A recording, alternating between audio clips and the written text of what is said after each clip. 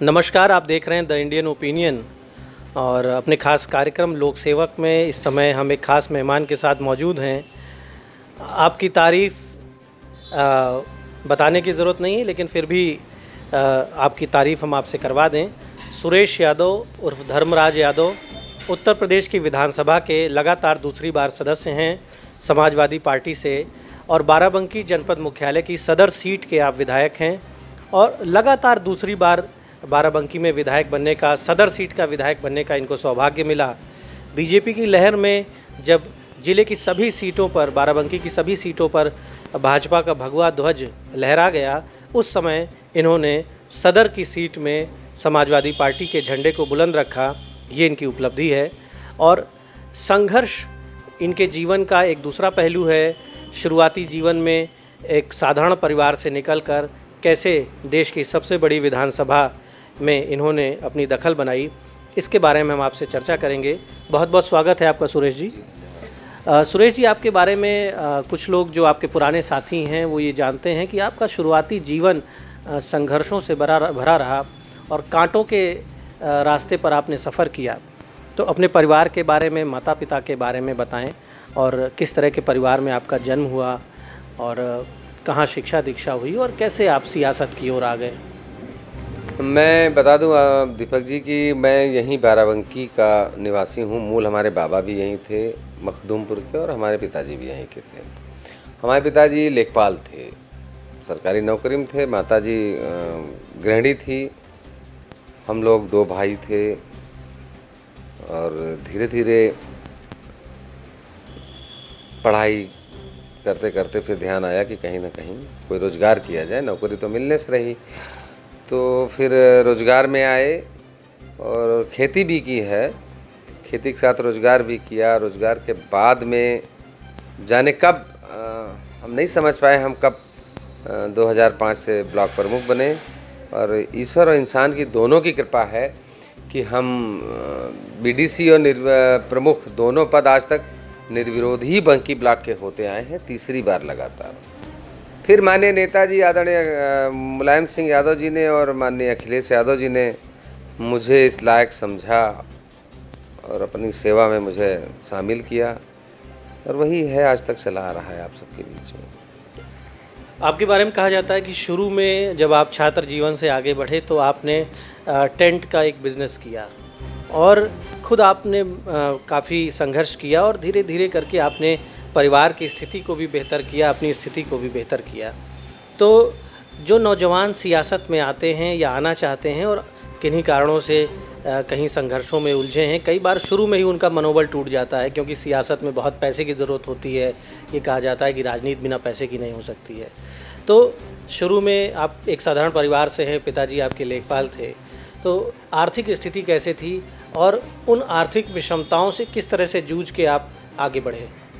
देखिए, हमारे बाबा भी पेशकार थे यही कचहरी में, तो हमारा परिवार तो नौकरी वाला था। और रही बात की बिजनेस की, तो ये सही है कि हम लोगों ने टेंट का व्यवसाय किया। और आप दीपक जी यकीन मानिए, गंगाचरण राजपूत जी के यहाँ जो उरई में रहते हैं, वहाँ तक का टेंट हमने बाराबंकी से जाके लगाया है। क्वालिटी थी, उसमें भी मैंने अपना पूरा पूजा और कर्तव्य समझा। और बड़े आप शायद हमारे बाराबंकी के हैं, आप जानते हैं कि जब हमारा एक टेंट था तो मुझे लोग सुरेश नाम से नहीं, शिवा टेंट के नाम से था, तो लोग शिवा कहते थे कि शिवा टेंट वाला, नाम ही भूल जाते थे। और इसी तरह से अगर देखा जाए तो धंधा तो सही कह रहे हैं आप, लेकिन जो नौजवान अभी उनका मनोबल टूट जाता है, आप जो ठीक कह रहे हैं। लेकिन आप यकीन जानिए, राजनीति में पैसे की ज़रूरत है। राजनीति का आम इंसान की ज़िंदगी में भी पैसे बहुत महत्व हो गया है। लेकिन मैं आपको बता दूं कि सामने साईं भगवान की मूर्ति लगी हुई है। समाजवादी पार्टी में टिकट जिस दिन तक घोषित हुआ है, उस दिन तक डीजल, पेट्रोल और नाश्ते के लिए भी मेरे 5,000 रुपये नहीं खर्चा हुआ। ये समाजवादी पार्टी में मेहनत देखी जाती है। और मैंने कसम खा के कहा है कि आदरणीय नेताजी की पार्टी में किसी भी इंसान ने, मतलब यकीन जानिए कि 5,000 रुपये तक मेरा नहीं खर्चा हुआ। 20,520 की एक रसीद कटी थी सदस्यता की और आजीवन सदस्यता की, बुलेटिन की। इससे ज़्यादा मेरा पैसा, वो तो टिकट घोषित होने के बाद कटी थी। तो इस तरह राजनीति में पैसे की ज़रूरत तो है, जो आज का परिदृश्य है। लेकिन अगर जनता के बीच बना रहा जाए, उनको एहसास करा दिया जाए कि ये जो हमारे बीच का इंसान है ये कहीं भी हमारे लिए, हमारी सेवा के लिए कहीं भी कभी भी उपलब्ध रहेगा, तो मुझे लगता है कि आप देखिए ना, पुराने ज़माने में मुझे लगता है कि वो लोग आपका सहयोग करेंगे और आशीर्वाद देंगे। अब देखिए पहले के लोग थे, आज राजनीति में व्यवसायीकरण हुआ है। पहले के लोग थे बड़े बड़े गरीब लोग, आज भी उनके बच्चे हैं, घर पर अच्छा सा घर नहीं है, बहुत से ऐसे विधायक हैं, कई बार विधायक रहे, अच्छा सा घर भी नहीं बना पाए, अपने बच्चों को स्थापित नहीं कर पाए।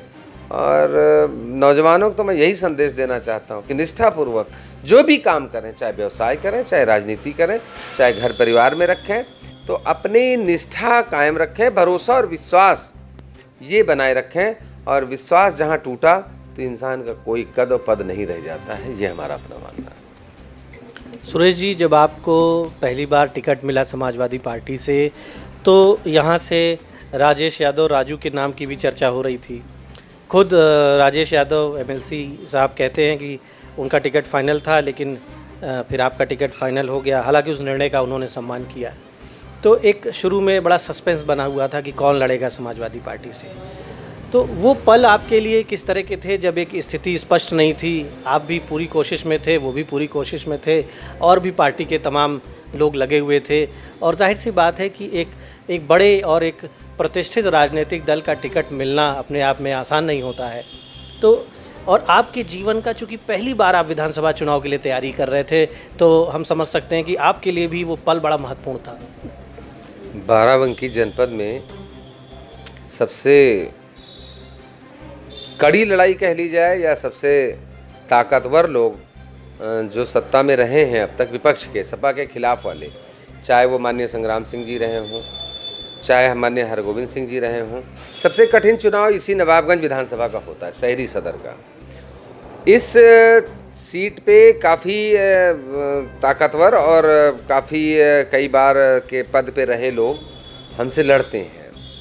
अब रही बात कि पार्टी ने जो भरोसा किया, उनको ज़रूर कुछ लगा होगा माननीय नेताजी को कि ये इंसान कुछ करेगा, हमारी पार्टी के लिए करेगा, तो भरोसा किया, आदेश दिया, आशीर्वाद दिया, आज तक कायम है।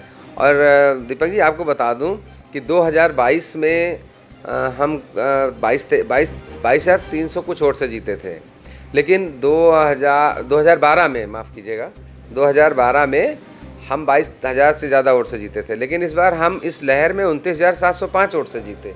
तो ये कहीं ना कहीं दर्शाता है कि हमारे नेताजी ने जो हम पे भरोसा किया, वो भरोसा लेके हम तमाम जनता के बीच गए। आपके 3 मंत्री थे उस चुनाव में। यहाँ पर आपके दरियाबाद से मंत्री थे राजीव कुमार सिंह, रामनगर से मंत्री थे अरविंद सिंह गोप, और आपके कुर्सी विधानसभा से फरीद महफूज किदवई साहब मंत्री थे। और तीनों मंत्री अपना चुनाव हार गए, तीनों अपनी सीट लूज़ कर गए, जबकि तीनों के पास बड़े बड़े विभाग थे। उन विभागों में आपके पास सिर्फ विधायक निधि थी, उनके पास विभागों का भी बजट था अपने क्षेत्र के लिए कुछ करने के लिए, और भारी भरकम पोर्टफोलियो, ताकत और सब कुछ थी, सत्ता की ताकत, प्रशासन पर वर्चस्व। ये सारी चीज़ों के बावजूद 3 आपके प्रभावशाली मंत्री इसी ज़िले में चुनाव हार गए, और उन परिस्थितियों में भी आप अपनी सीट दोबारा और बेटर मार्जिन के साथ आपने सीट दोबारा गेन की। तो उनकी हार के क्या वजह आपने देखे? चूँकि आपकी ही पार्टी का मसला है, वहाँ न सिर्फ वो हारे बल्कि पार्टी हारी वहाँ पर, और सभी की हार मानी जाती है, एक एक कार्यकर्ता की हार होती है। अगर कहीं अपना कोई सिपाही या अपना कोई नेता, अपना कोई मंत्री हारता है, तो वो एक एक कार्यकर्ता की पराजय होती है। तो वो पराजय वहाँ किस वजह से देखनी पड़ी? देखिए दीपक जी, हम बताएं आपको कि चुनाव हारना जीतना तो कुछ हद तक समीकरण पे तय करता है। दूसरा, आपने देखा होगा स्वर्गीय पूर्व प्रधानमंत्री स्वर्गीय श्रीमती इंदिरा गांधी जी भी चुनाव हार चुके, तो ये हमारे राजा साहब गोप जी और फरीद साहब की क्या विसात है। बड़े बड़े नेता चुनाव हारते हैं। मान्यवर कांसीराम तो मुझे लगता है कि कई बार जीते चुनाव, इतने बड़े लीडर थे। अब ये भाजपा वालों का झूठ काम कर गया, माननीय अखिलेश यादव जी का विकास काम नहीं कर पाया। हमारे यहाँ क्या रहा कि हमने उनके द्वारा चलाई गई नीतियों को जन जन तक पहुँचाने में सारा योगदान और मेहनत कर दी। अब दूसरे लोग, हो सकता है माननीय अखिलेश यादव जी की बातें जनता तक ना पहुंचा पाए हों ठीक से, और चुनाव तो हार जीत लगी रहती है, बड़े बड़े नेता हारते हैं। मैं तो कह रहा हूं ना कि मान्यवर कांसीराम, शायद मुझे जहां तक जानकारी है कि माननीय मुलायम सिंह, माननीय समाजवादी पार्टी के समर्थन से ही एक बार जीते थे, फिर शायद नहीं जीते। तो कई बार हारे हैं लोग, तो हार जीत तो भगवान और इंसान के हाथ है। सत्ता में 5 साल आप रहे और उन 5 सालों के दौरान जाहिर सी बात है आपने अपने लोगों के लिए कुछ किया होगा और लोगों ने कुछ ऐसा देखा होगा आपके अंदर कि उन्होंने दोबारा आपको मौका दिया। विपक्ष में अब आप विपक्ष के विधायक हैं और कुछ दिनों पहले तक आप विपक्ष के एकमात्र विधायक थे ज़िले में, अब आपके एक साथी और जैतपुर सीट से आ गए हैं। क्या बाधाएं आती हैं जब आप विधायक तो होते हैं लेकिन जब सत्ता नहीं होती है? देखिए, तो सही कहा आपने, दर्द अच्छा कुरेद दिया दीपक जी आपने। ये सही है कि आज के जो अधिकारी हैं, या परिदृश्य समझ लीजिए कि परिदृश्य मान लीजिए, कह लीजिए, तो विपक्ष में दिक्कतें तो आती हैं ये, और विपक्ष में दिक्कतें तब और ज़्यादा आती हैं जब जाति धर्म संप्रदाय के नाम पर सरकारें बने, गुमराह करके सरकारें बने और प्रताड़ित करने वाली विपक्षियों को सरकारें बने, तो और भी दिक्कतें आती हैं। तमाम ऐसे मामले हैं जिन पे अधिकारी जानबूझ के आंखें बंद कर लेते हैं। आज आप बताइए कि विधानसभा में मैंने क्वेश्चन लगाया कि शहर के अंदर की सड़कें धन होने के बावजूद शहर के अंदर की सड़कें गड्ढा मुक्त नहीं कराई जा रही, कोई कार्रवाई नहीं हुई। इसी तरह देखा जाए तो कई मोहल्ले, दीनदयाल नगर इत्यादि, मोहारीपुरवा, पैसार देहात, विजयनगर, आज़ाद नगर, अयोध्या नगर, ये देखा जाए तो पूरा जल भराव है, आज भी पूरी तरह से जल भराव। विपक्ष के ना होते हम तो शायद ये गड्ढे न होते। और इस तरह की तमाम चीज़ें हैं जो आवाम ने हमको जिस भरोसे और विश्वास के साथ, दीपक जी हम बताएं, जिस विश्वास और भरोसे के साथ लोगों ने चुना था कि ये आएगा छोटा सा इंसान हमारा विधायक, तो फिर से उसी तरह विकास करेगा। तो यही चीज़ें खलती हैं और दुख भी होता है कि हम अपने लिए तो कुछ नहीं कह रहे हैं, हम तो सरकार से भी मांग रहे हैं, अपने यहाँ प्रशासनिक अफसरों से भी बात करते हैं बार बार कि भाई कब तक गड्ढा मुक्त कर दोगे। हमने तो एक दिन यहाँ तक ज्ञापन भेजने को किया था प्रयास, और भेजेंगे भी, हमने कह भी रखा है, एक बार में आपके माध्यम से बयान भी दे रखा है कि शहर की सड़कें अगर गड्ढा मुक्त नहीं कराई गई तो 2 महीने की तनख्वाह अपनी दे के और पब्लिक से भीख मांग के सड़क के गड्ढा मुक्त तो मैं ज़रूर करा दूंगा। इस तरह का दर्द बहुत रहता है दीपक जी। बहुत सी चीज़ें ऐसी हैं जो हम नहीं कर पा रहे हैं। अस्पताल हमारा बना खड़ा है 100 बेड का, 22 करोड़ की लागत से। बड़ी रिक्वेस्ट करके माननीय अखिलेश जी से हम लाए थे, पैर तक छू लिया था कि भैया दे दीजिए किसी तरह से, गरीब जाता है सरकारी अस्पताल में। मैंने प्रमुख सचिव से लेकर यहाँ तक विधानसभा तक सवाल उठाए, लेकिन दीपक जी मैं इसी अस्पताल में पैदा हुआ था, तब 73 बेड थे। जब ज़्यादा हमने लिखा पढ़ी शुरू की तो वही 73 बेड उठा के नई वाली बिल्डिंग में डालने का काम सरकार ने कर दिया। ये कौन सा अच्छा काम हुआ? यही दुख है कि चाहते हुए भी हम नहीं कर पाए। बिल्डिंग खड़ी है पूरी तरह से, लिफ्ट लगी है। बबरी गांव में अस्पताल बना खड़ा, जो बोर्ड लिखा जाता है सामुदायिक स्वास्थ्य केंद्र जाने क्या क्या, वो पूरा उखड़ गया है। इतने दिन से बनी खड़ी, लगभग 4.5 साल से बनी है। विधानसभा में भी सवाल उठा चुका हूँ। तो ये दर्द रहता है, ये मायूसी इसलिए रहती है। और मैं आपको बताइए, बहुत पुरानी बात बता दूँ दीपक जी, कि जब हम इस बार जीते तो सही है कि हमारे शहर के सब हार गए थे, पार्टी हार गई थी, सभी लोग हार गए थे, लेकिन जीत की खुशी सबको होती है। आप यकीन जानिए कि जीत के पहले भी लोग रात में पूजा पाठ करते, सब लोग जहाँ जहाँ जाना होता, हम लोग सो नहीं पाए तैयारी में। और जिस दिन जीते उस दिन भी मैं आपको बता दूं कि जीतने के बाद हम रात भर नहीं सो पाए, पूरी रात सोए ही नहीं, इसलिए कि लोगों ने 17,110 वोट 2012 से ज़्यादा मुझे दिया है और ताकत मेरी कम हो गई है। तो हम कैसे इनका भरोसा जीतेंगे? ये दर्द तो रहता है। कई बार राजनीति में विरोध तो लगा ही रहता है, कई बार कुछ ऐसे मसलों पे भी विरोध होता है जिसके बाद तकलीफ़ भी होती है मन में, लगता है कि ये नाजायज़ हो रहा है या निजी हमले हो रहे हैं। एक बार आपके भाई साहब को लेकर कंट्रोवर्सी क्रिएट हुई, विवाद क्रिएट हुआ और उसके बाद उनकी होर्डिंग्स हटाई गई जो लगी थी शहर में।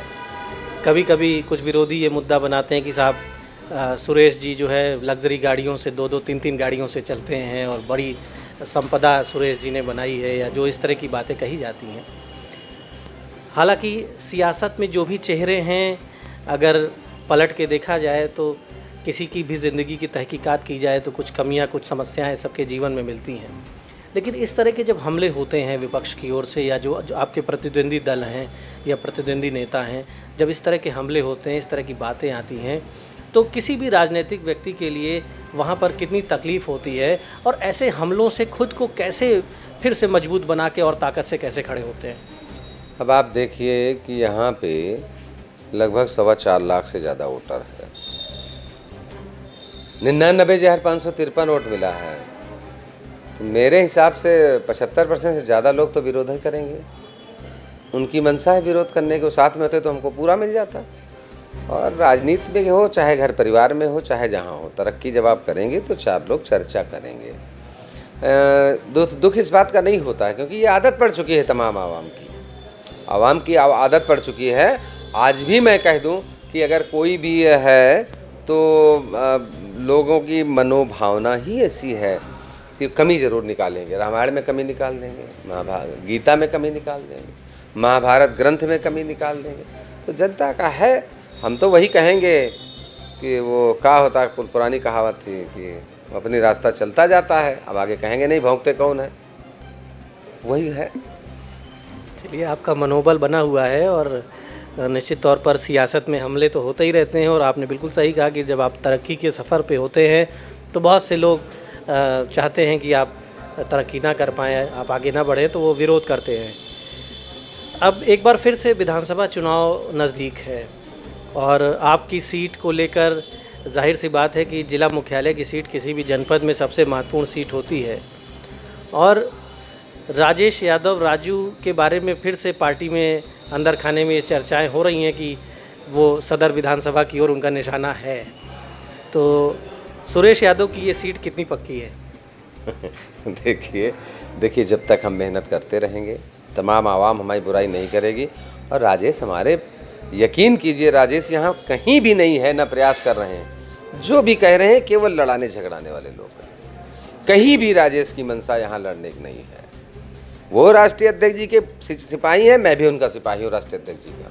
ये केवल राजनीति में अपनी रोटी और दुकान चलाने वाले लोग कह रहे हैं। हम कह रहे हैं हमारे यहाँ कोई अथेंटिक पता कह दे, जो भी अथराइज है, मान लीजिए राष्ट्रीय अध्यक्ष जी या उनके ऑफिस से ये खबर आ जाए, तब तो हम मान लेंगे। और ये बिल्कुल निराधार है। किसी भी तरह आप सत्रम भी देख रहे होंगे, ये हो जाएगा वो हो जाएगा, ये केवल चंद जो आपस में पार्टी में विद्रोह कराना चाहते हैं, लड़ाना चाहते हैं, वही लोग ऐसी बातें कर सकते हैं। मैं पूरी तरह से कह सकता हूं कि राजेश यादव यहाँ के लिए न प्रयासरत थे 17 में और न 22 में है। अच्छा, सदर सीट की बात करें तो उसके अलावा जो अन्य सीटें हैं, सदर सीट में तो आपकी दावेदारी मजबूत है क्योंकि 2 बार आप लगातार जीत चुके हैं।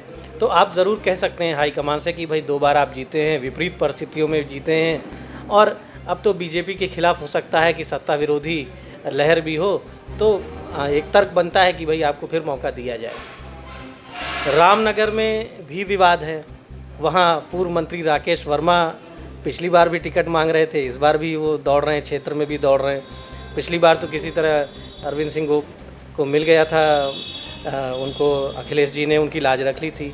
इस बार और ज़्यादा वहाँ पर कंपटीशन है। क्या स्थिति देख रहे हैं रामनगर में और पार्टी के हित में वहाँ पर कैसी तस्वीर सामने दिखाई पड़ रही है?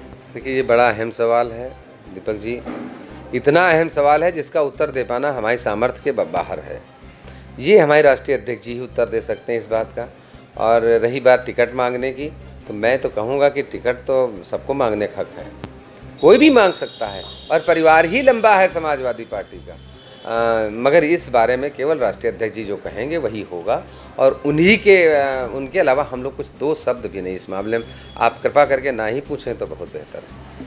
अच्छा, कुर्सी में भी यही हाल है। कुर्सी में चौधरी अदनान टिकट मांग रहे हैं, कुर्सी में फरीद महफूज साहब कह रहे हैं कि नहीं हमारी दावेदारी बनी हुई है, या तो वो खुद लड़ें या अपने बेटे को आगे करना चाहते हैं। और भी कुछ नौजवान कार्यकर्ता सपा के कुर्सी के लिए संघर्ष कर रहे हैं। दरियाबाद में भी तस्वीर बदल गई है, वहाँ वर्मा जी के परिवार से जो है एक नौजवान नेता वो ताकत लगाए हुए हैं। मंत्री जी चाहते हैं कि उनके बेटे को मिल जाए या उनको मिल जाए। इन सारी जो परिस्थितियाँ हैं और जब ये मतभेद होते हैं शुरू से, तो आप भी जानते हैं कि कड़वी सच्चाई ये है कि इन मतभेदों का असर बूथ पर पड़ता है, इन मतभेदों का असर मतदान में पड़ता है, चुनाव में पड़ता है। क्योंकि बड़े नेता हैं, बड़ी कुर्सियों पे रहे हैं, तो उनकी बड़ी महत्वाकांक्षा है। अगर उनकी सुन ली गई तो अच्छा है, नहीं सुनी गई तो वो पार्टी को ये दिखाने की कोशिश ज़रूर करेंगे कि साहब देखिए आपने हमारी नहीं सुनी और जो फैसला आपने लिया था वो गलत साबित हो गया, अगला आदमी हार गया, हमें नहीं दिया टिकट, इनको दिया। तो ओवरऑल नुकसान पार्टी का होता है, किसी व्यक्ति का नहीं होता है। पार्टी, पहले आप सत्ता में थे, कई सीटें थीं आपके पास, जिले की लगभग सारी सीटें आपके पास थीं। आज आप जिले में आप हैं और जैतपुर हैं केवल। जैतपुर में भी दूसरे लोग दावेदारी कर रहे हैं कि साहब इनको एक बार मौका दे दिया, अब अगली बार हमारी पुरानी सीट हमको दी जाए या किसी को दी जाए। तो ये सारी परिस्थितियाँ क्या लगता नहीं कि नुकसान करती हैं और नुकसान करेंगी? देखिए, जैसे इस समय सरकार भारतीय जनता पार्टी की है। उत्तर प्रदेश में भारतीय जनता पार्टी जवाब देने लायक पार्टी समाजवादी ही बची है। आपकी नज़र से कुछ छिपा नहीं है। आप चौथा स्तंभ हो। अब जब ग्राफ बढ़ेगा पार्टी का, या ये लगेगा कि सेकंड लीडिंग पार्टी या फर्स्ट लीडिंग पार्टी यही है, तो लोग टिकट तो मांगेंगे।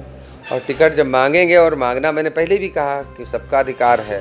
पार्टी का वर्चस्व बढ़ रहा है, जो संदेश से हमसे ज़्यादा आप पे आ रहे होंगे कि किस तरह से लोग कह रहे हैं, चर्चा कर रहे हैं कि हाँ समाजवादी पार्टी की सरकार आ रही है, क्योंकि भारतीय जनता पार्टी यही टक्कर दे सकते हैं। आज बताइए, बसपा में कौन टिकट मांग रहा है? हमारे नवाबगंज से या जैतपुर से कौन मांग रहा है, या हैदरगढ़ से कौन मांग रहा है?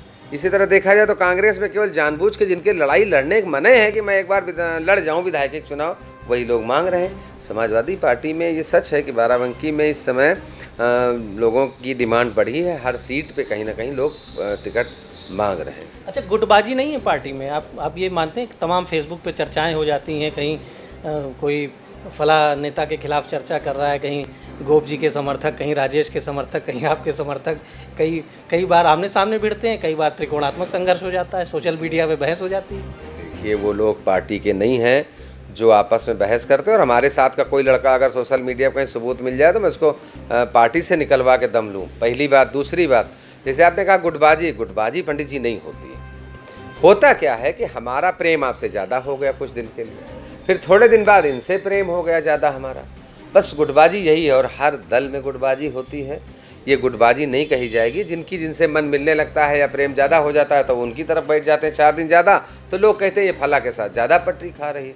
आज आप बताइए, हमारा किस खेमे के साथ नाम लिया जा रहा है कि हम गोप के साथ हैं, कि राजा के साथ हैं, कि राकेश के साथ हैं, कि फरीद के साथ हैं, कि राममगन के साथ हैं, कि गौरव रावत के साथ हैं, कि राजेश के, हम सबके साथ हैं। हम गुटबाजी से ना इस पे भरोसा करते हैं। देखिए, ये जब जहाँ 4 बर्तन रहेंगे, 4 लोग रहेंगे, तो कभी किसी का मुंह फूलेगा, मुझे एक रोटी कम मिली, घर में भी यही होता है, सब्जी अच्छी नहीं थी।